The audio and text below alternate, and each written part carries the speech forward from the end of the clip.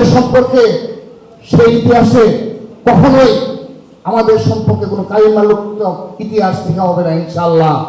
যদি সঠিকভাবে ইতিহাস লিপিবদ্ধ হয়, ছাত্রদলকে নিয়ে গর্বে এই বাংলাদেশের সকল শিক্ষা প্রতিষ্ঠানের সেই আগামী প্রজন্ম গর্বিত হবে যে ছাত্র দলের নেতা কর্মীরা অত্যন্ত সহনশীলভাবে তারা এই পরিস্থিতি মোকাবেলা করেছে।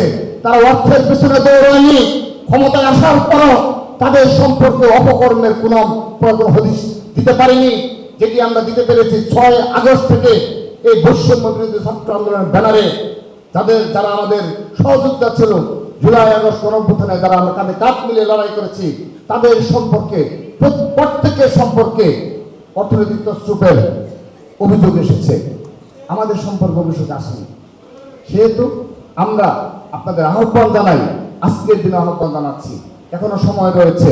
বিবেকমূলক ষড়যন্ত্রমূলক রাজনীতি পরিত্যাগ করে আসুন আমরা একসাথে বাংলাদেশ বিনির্মাণ করি এবং আমরা যেন কখনোই আমাদের সেই 2000-এর অধিক ছাত্র জনতা যারা শহীদ হয়েছে তাদেরকে কখনো ভুলে না যায়। আমরাও তাদের একজন হতে পারতাম। আপনারা আজকে যারা জীবিত রয়েছেন আপনারাও তাদের একজন হতে পারতেন। সেহেতু এই বিষয়টি মনে রাখবেন। কিন্তু আমি আজকের এই দিনে ভেবেছিলাম কোনো নেগেটিভ কথাই বলবো না, কিন্তু বাংলাদেশের রাজনীতি আপনারা এমন দিকে উপনীত করেছেন, এমন জায়গায় নিয়ে ঠেকিয়েছেন যে নেগেটিভ বিষয় ছাড়া আমাদের মনে আর কোনো বিষয় আসে না। বক্তব্য দিতে গেলে নেগেটিভ, আপনাদের সেই নেগেটিভ বিষয়গুলো চলে আসে। আমরা গতকাল দেখতে পেলাম, গত এই 3 দিন যাবত আমরা দেখতে পেয়েছি যে গণভোটের ভোটের পক্ষে প্রচারণায় সেখানে অর্থের লেনদেন হয়েছে। সেখানে আমরা দেখতে পেয়েছি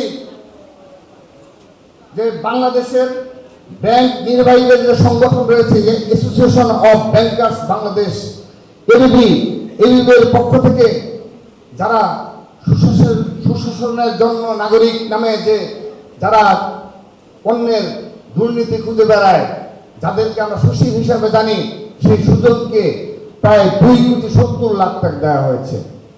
এই অর্থ কিভাবে ব্যবহার করা হয়েছে দৃশ্যমান কোনো বিষয় আমরা দেখিনি।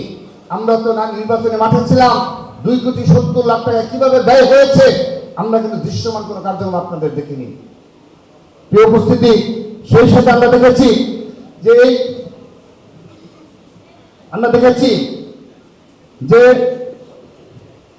এই ভোটের পক্ষে প্রচারণার জন্য বৈষম্য বিরোধী ছাত্র আন্দোলনের পক্ষ থেকে প্রায় 12-20 কোটি টাকা একটি বাজেট দেওয়া হয়েছিল।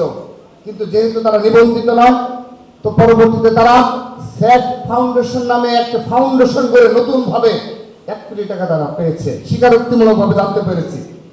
আমার প্রশ্ন সেটি না, পেতেই পারে, কিন্তু এখানে কি আর্থিক কোনো স্বচ্ছতা ছিল?